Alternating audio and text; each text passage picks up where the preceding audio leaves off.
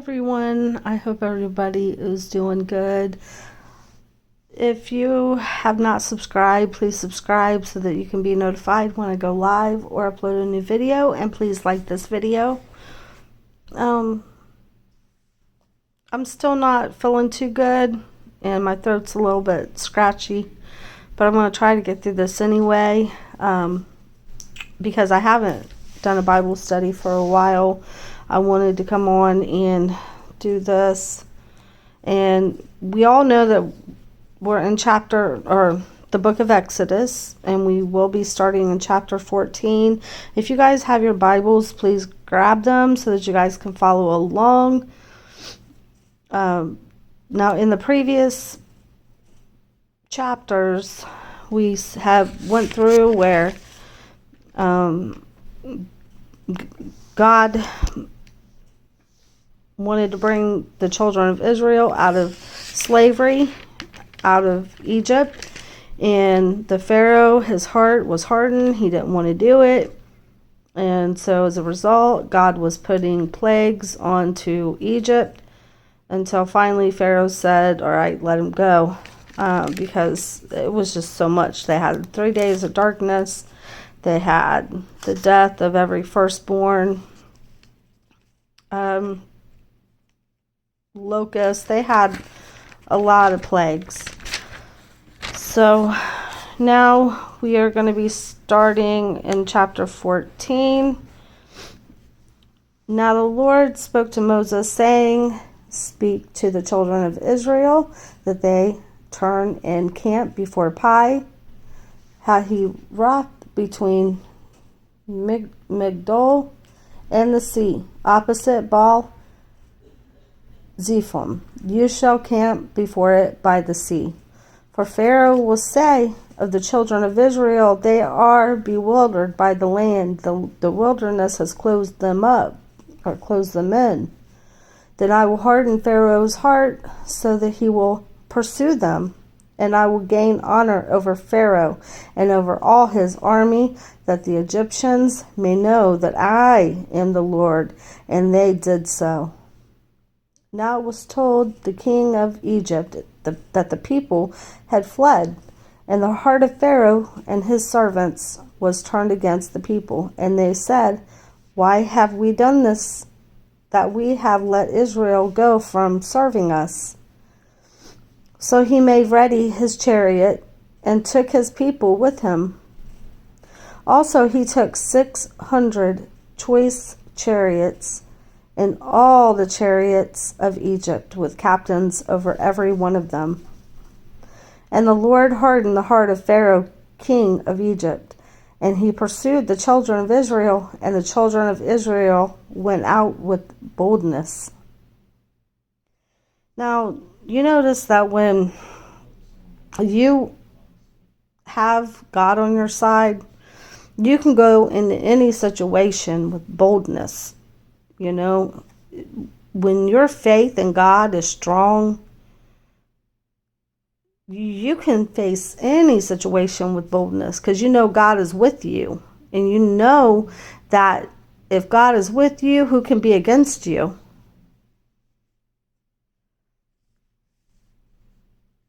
So the Egyptians pursued them, all the horses and chariots of Pharaoh, his horsemen and his army, and overtook them camping by the sea, besides Pi Hahiroth, before Baal Zephon. And when Pharaoh drew near, the children of Israel lifted their eyes, and behold, the Egyptians marched after them. So they were very afraid, and the children of Israel cried out to the Lord. Then they said to Moses, because there were no graves in Egypt, have you taken us away to die in the wilderness? Why have you dealt with us to bring us up out of Egypt? So at this point, they're asking Moses, did you just take us out of Egypt for us to die? Because, you know, they're going hungry. I'm sure that, you know, they've walked and walked and walked, and they're just tired. They're angry. They're, you know, just tired of it. They're dying. Is this not the word that we told you in Egypt, saying, let us alone, that we may serve the Egyptians? For it will have been better for us to serve the Egyptians than that we should die in the wilderness. And Moses said to the people, do not be afraid, stand still and see the salvation of the Lord, which he will accomplish for you today. For the Egyptians whom you see today, you shall see again no more forever. The Lord will fight for you, and you shall hold your peace. And the Lord said to Moses, why do you cry to me? Tell the children of Israel to go forward, but lift up your rod and stretch out your hand over the sea and divide it. And the children of Israel shall go on dry ground through the midst of the sea. And I indeed will harden the hearts of the Egyptians, and they shall follow them. So I will gain honor over Pharaoh and over his army, his chariots, and his horsemen. Then the Egyptians shall know that I am the Lord, when I have gained honor for myself over Pharaoh, his chariots, and his horsemen. And the angel of God, who went before the camp of Israel, moved and went behind them. And the pillar of cloud went from before them and stood behind them. So it came between the camp of the Egyptians and the camp of Israel.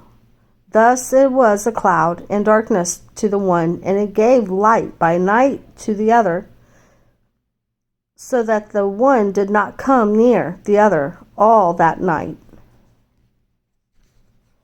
Then Moses stretched out his hand over the sea, and the Lord caused the sea to go back by the strong east wind all that night, and made the sea into dry land, and the waters were divided.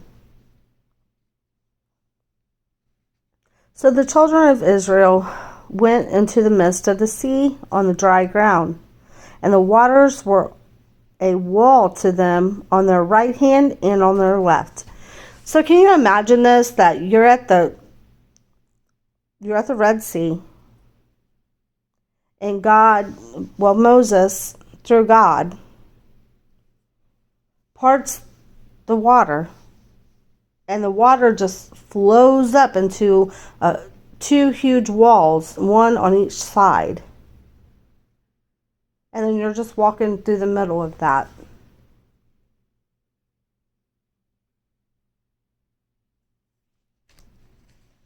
And you tell me my Lord ain't all powerful.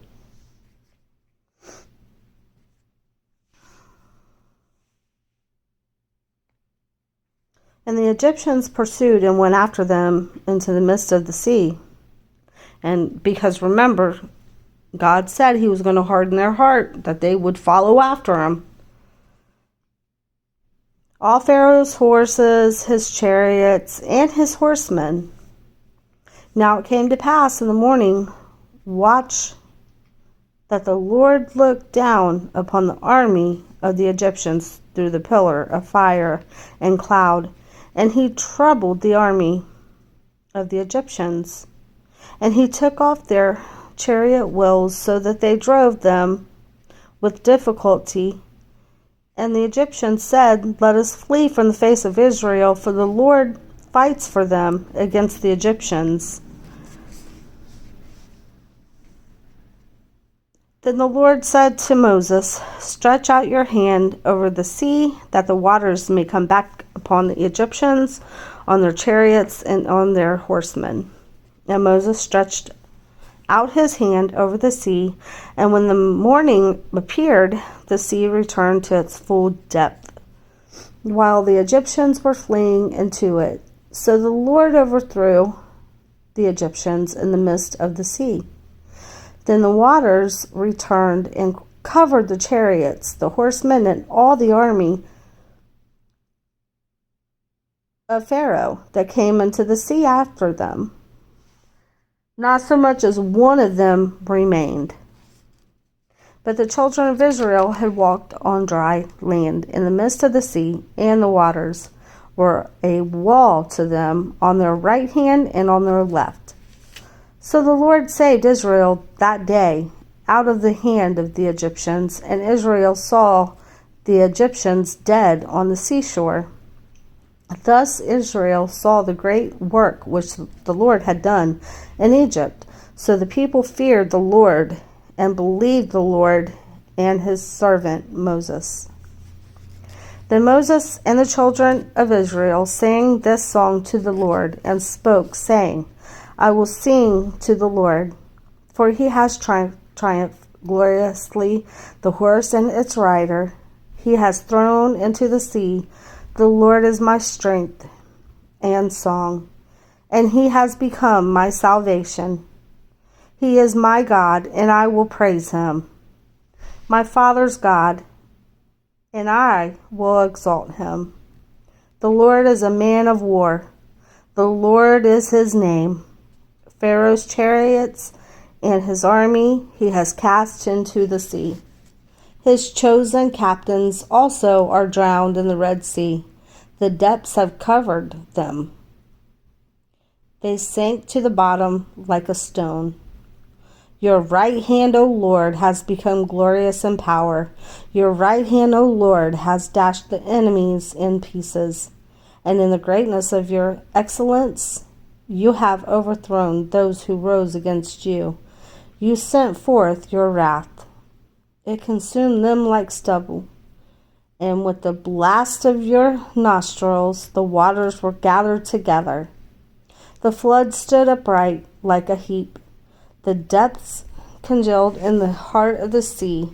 The enemy said, I will pursue, I will overtake, I will divide the spoil. My desire shall be satisfied on them. I will draw my sword, my hand shall destroy them. You blew with your wind. The sea covered them. They sank like lead in the mighty waters. Who is like you, O Lord, among the gods? Who is like you, glorious in holiness, fearful in praises, doing wonders? You stretched out your hand. You stretched out your right hand. The earth swallowed them. You, in your mercy, have led forth.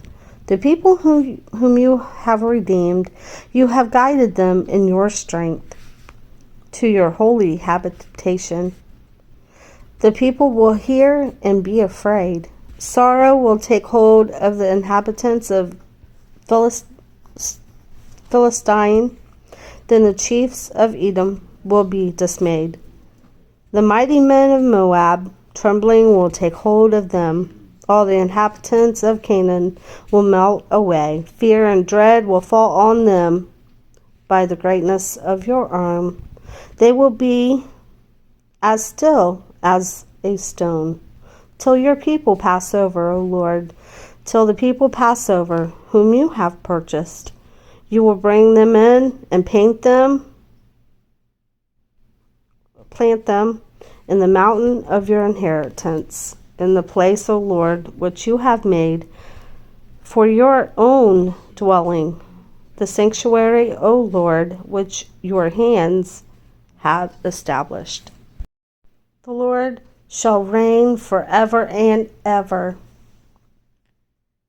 And you know, that is so true. That is one thing, if we don't have nothing else to look forward to at the end of all of this, we know that right there is so true. The Lord shall reign forever and ever. Satan don't like it. Satan's followers, they don't like it. But it don't make it no less the truth.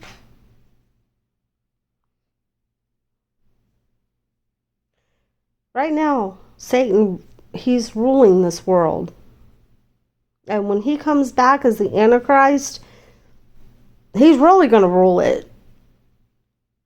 But the more that we're seeing people turning to Satan, and a lot of people, they don't like to think that this is Satan's kingdom right now. But this is Satan's kingdom. Very much so. Do you think if God was reigning over us right now and over this earth, that it would be in the shape that it was? And then you have people, well, why does God let this happen? Why does God let things happen? God didn't let nothing happen. It's by our own choices that things are happening. It's us choosing sin over God is why sin is abundant right now. We chose a ruler. We chose Satan to rule.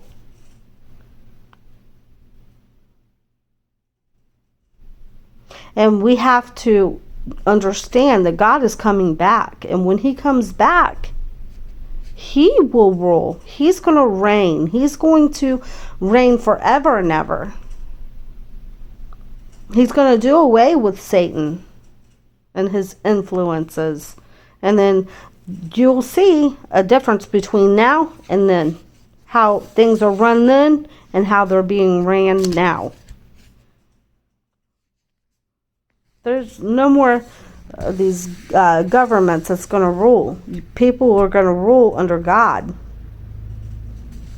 God will put in charge who he wants to put in charge over his kingdom. Now we're going to go on to chapter 15, verse 19. For the horses of Pharaoh went with his chariots and his horsemen into the sea, and the Lord brought back the waters of the sea upon them, but the children of Israel went on dry land in the midst of the sea.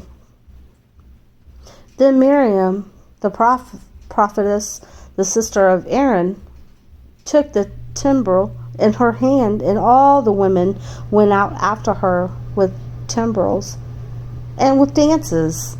And Miriam answered them, Sing to the Lord, for he has triumphed gloriously, the horse and his riders. He has thrown into the sea. So Moses brought Israel from the Red Sea. Then they went out into the wilderness of Shur, and they went 3 days into the wilderness and found no water. So can you imagine? Oh, of little faith. Here we go again. And any of us, we're human. Any of us would probably be in the same situation. If we didn't have water or food, we would start complaining. We'd be like, well, I'm hungry, But this is why it's so important to keep your eyes on God, keep your faith on God, because he sees that. He also sees when you don't have faith in him. It's like, I think that hurts. I'm sure that hurts him, because that's like you're not believing in him.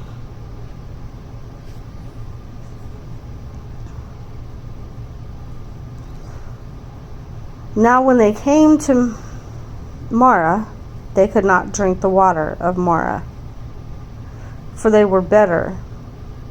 Therefore the name of it was called Marah. And the people complained against Moses, saying, What shall we drink? So he cried out to the Lord, and the Lord showed him a tree. When he cast it into the waters were made sweet. There he made a statute and an ordinance for them, and there he tested them, and said, If you diligently heed the voice of the Lord your God, and do what is right in his sight, give ear to his commandments, and keep all his statutes, I will put none of the diseases on you which I have brought on the Egyptians. for I am the Lord who heals you." Then they came to Elim,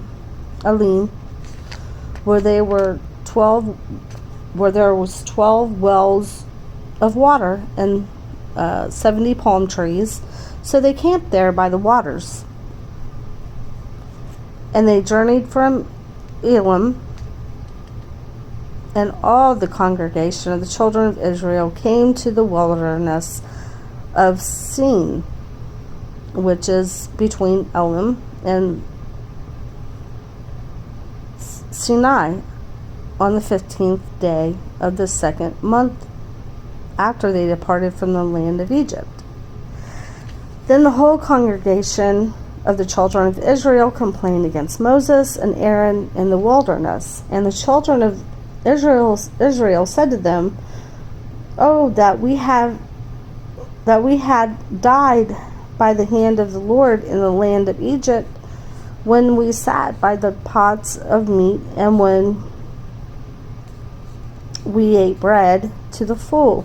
For you have brought us out into this wilderness to kill this whole assembly with hunger." Then the Lord said to Moses, "Behold, I will rain bread from heaven for you, and the people shall go out and gather a certain quota every day, that I may test them whether they will walk in my law or not. And it shall be on the 6th day that they shall prepare what they bring in, and it shall be twice as much as they gather daily."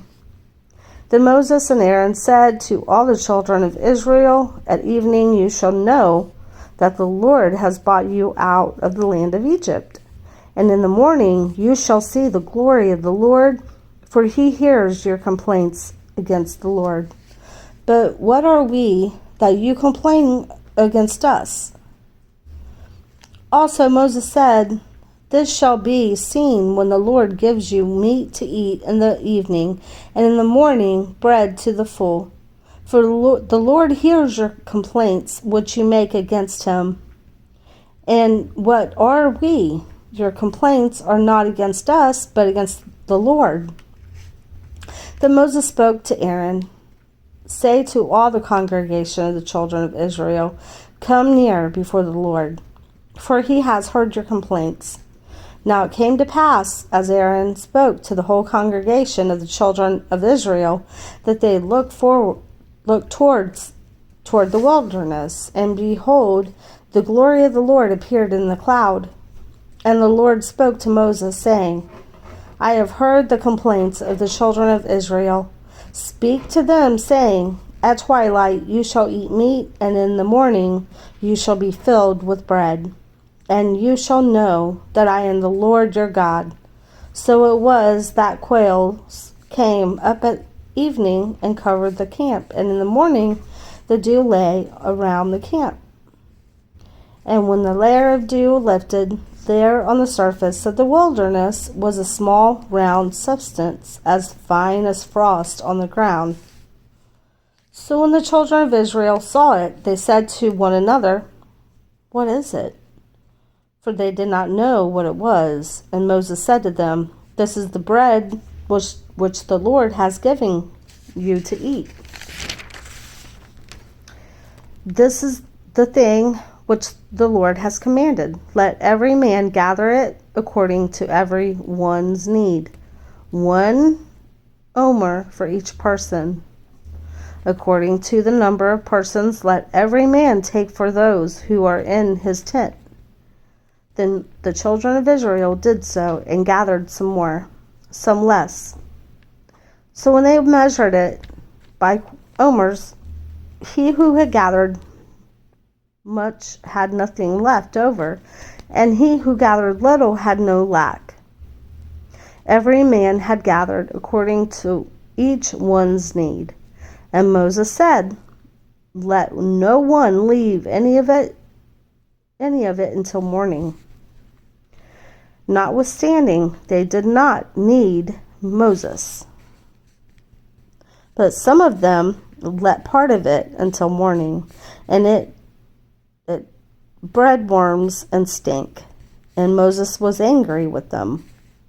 So they gathered it every morning, every man according to his need. And when the sun became hot,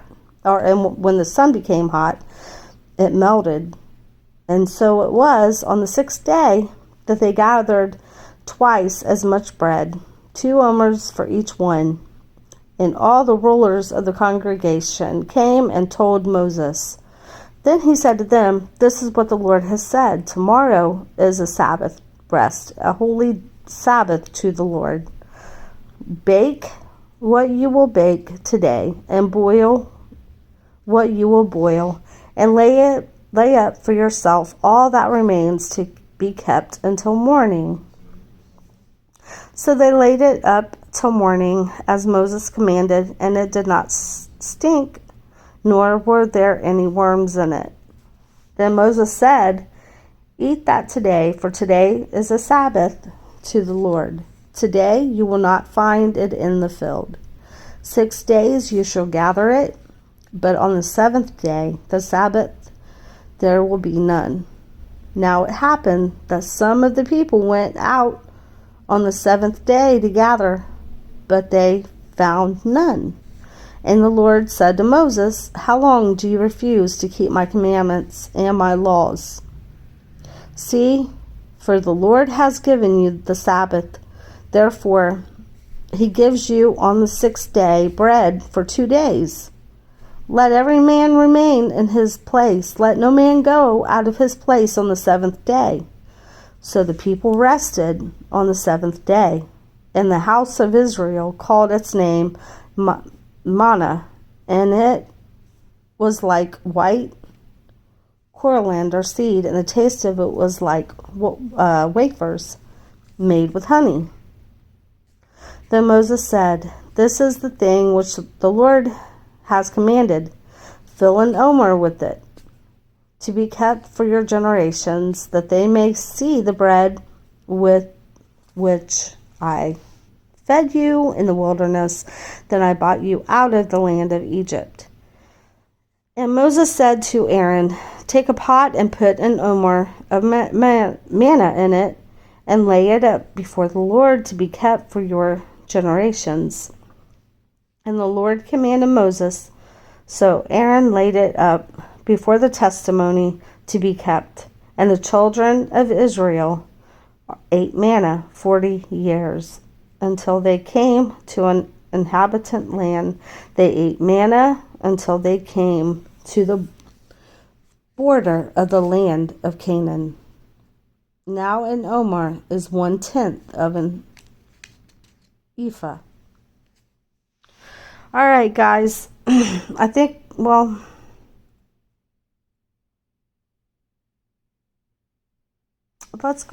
go ahead and read the next one. And this is going to be chapter 17.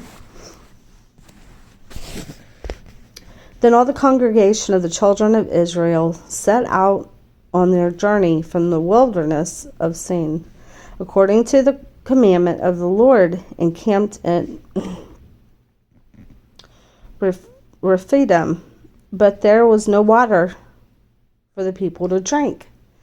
Therefore the people contended with Moses and said, "Give us water that we may drink." So Moses said to them, "Why do you contend with me? Why do you tempt the Lord?"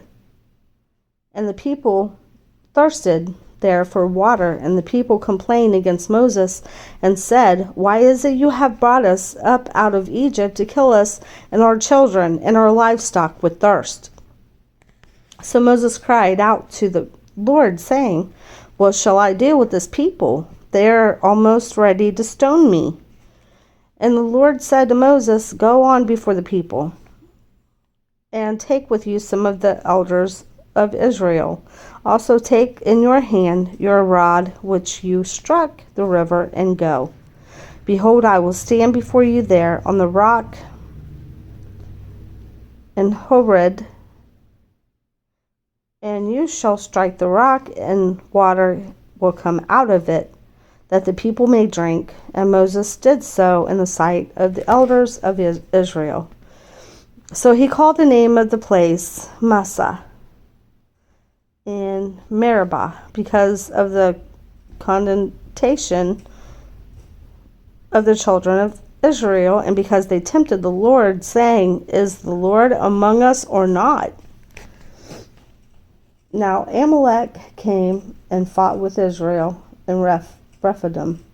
And Moses said to Joshua, "Choose us some men and go out, fight with Amalek. Tomorrow I will stand on the top of the hill with the rod of God in my hand." So Joshua did as Moses said to him and fought with Amalek. And Moses, Aaron, and Hur went up to the top of the hill. And so it was when Moses held up his hand that Israel prevailed. And when he let down his hand, Amalek prevailed. But Moses' hands became heavy, so they took a stone and put it under him, and he sat on it. And Aaron and Hur supported his hand, one on one side, and the other on the other side, and his hands were steady until the going down of the sun. So Joshua defeated Amalek and his people with the edge of the sword. Then the Lord said to Moses, "Write this for a memorial in the book and record it in the hearing of Joshua, that I will utterly blot out the remembrance of Amalek from under heaven." And Moses built an altar and called its name, "The Lord is my banner." For he said, "Because the Lord has sworn, the Lord will have war with Amalek from generation to generation."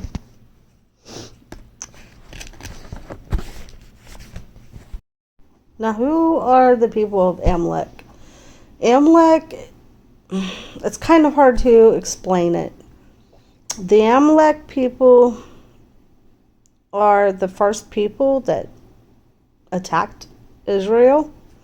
They are a grandson of Esau, which is people that are kind of distant related to Israel. They continuously, and we haven't reached this far yet, but you're going to notice later on in the Bible and our studies that the Amalek people continuously attack Israel. They are always messing with their food supply, their stability. They are just very vicious and ferocious people that are always after them. But yeah, God takes care of them, that's for sure. But we will go ahead and end that here. We're going to end the Bible study here. When we come back, I believe we're going to be starting in chapter 18, Exodus chapter 18. So I hope we can get more people involved in the Bible studies. So with that being said, I hope you guys have a wonderful night or a day, wherever you guys are at. Stay safe. God bless.